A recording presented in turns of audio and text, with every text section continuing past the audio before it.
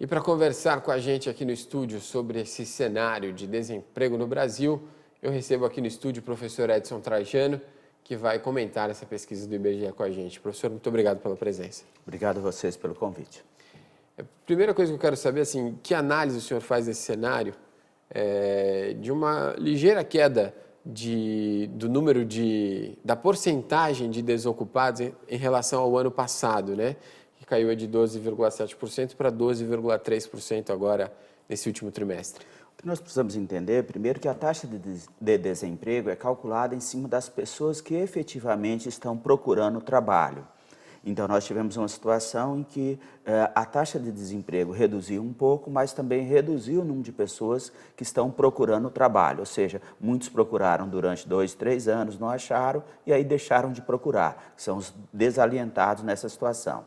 Mas, de um modo geral, a crise do emprego no Brasil, ela não é exclusiva de 2019. Nós temos que pensar que, a partir de 2014, nós tivemos um processo de desaceleração das atividades econômicas no Brasil. Isso resultou num aumento extraordinário da taxa de desemprego no país, saltando do patamar de 6% para 13%. E agora, nos últimos 3 anos, nós tivemos uma estabilidade nessa taxa de desemprego que continua extremamente alta no Brasil. Mas além também dos desalentados, também tem um ligeiro aumento aí de 1,6% no número de trabalhadores com carteira assinada, né, que aumentou no último ano, né? Então, nós tivemos um pequeno aumento na oferta de empregos no Brasil, mas ainda não é suficiente para atender aquela grande taxa de desemprego no país. E também nós tivemos um aumento dos empregos, não só com carteira assinada, em alguns poucos setores, como serviços e comércio, principalmente. Mas, por exemplo, para o Vale do Paraíba, essa é uma situação bastante delicada ainda, porque aqui a atividade industrial é aquela que mais gera emprego e efeito multiplicador para outros setores. E aí isso ainda é um grande desafio. Mas em algumas regiões brasileiras nós tivemos uma melhora, tanto no quadro de comércio e serviço e também no setor agrícola, que é o setor que passa por um melhor momento hoje na economia brasileira. Tá certo. E em relação ao rendimento médio, teve uma ligeira queda aí, né? De cerca de R$ 2.323 para R$ 2.289 no rendimento médio do trabalhador brasileiro, né? Essa queda, aliada a uma alta da inflação, a inflação constante, e essa também é uma queda que vem sendo registrada já há bastante tempo. O que isso significa para o brasileiro? Então, essa é uma grande preocupação.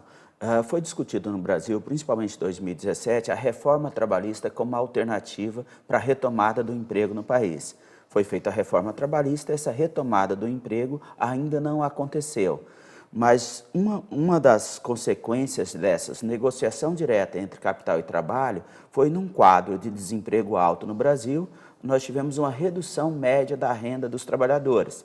Então, se os trabalhadores, em média, perderam 1,5% no último ano e a inflação está próximo de 4%, então significa que reduziu a renda disponível das famílias em 5,5%. Essa é uma preocupação porque para que nós possamos ter uma retomada no crescimento das atividades econômicas, é fundamental uma melhora na massa salarial das famílias brasileiras. E aí, consequentemente, essas famílias gastando mais, consequentemente, isso contribui para o aumento das vendas e a retomada do emprego.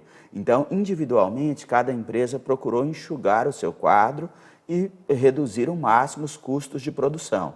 Só que se todas as empresas fazem isso e o setor público também caminhou nessa linha, qual o resultado? Há uma redução da massa salarial. E essa redução na massa salarial dificulta o crescimento do consumo, crescimento das vendas, consequentemente PIB com crescimento menor, como foi apresentado já no primeiro trimestre desse ano em relação ao ano passado, e aí, consequentemente, isso gera toda uma dificuldade da retomada do crescimento do emprego e da renda no país.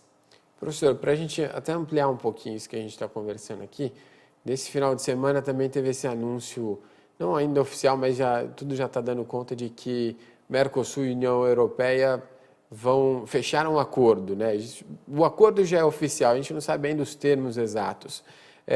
Esse acordo dá uma boa perspectiva para a economia, inclusive no cenário do emprego, de repente atrair um pouco mais de investimentos ou estimular os empresários a investirem para futuramente exportar com mais tranquilidade para a Europa. O senhor acha que isso pode ajudar no cenário econômico do país e, consequentemente, aqui no Vale do Paraíba? De um modo geral, para o país, esses acordos comerciais internacionais são positivos. Específico, o acordo Mercosul e Europa, ele foi benéfico para o setor agrícola brasileiro e não tão interessante para o setor industrial.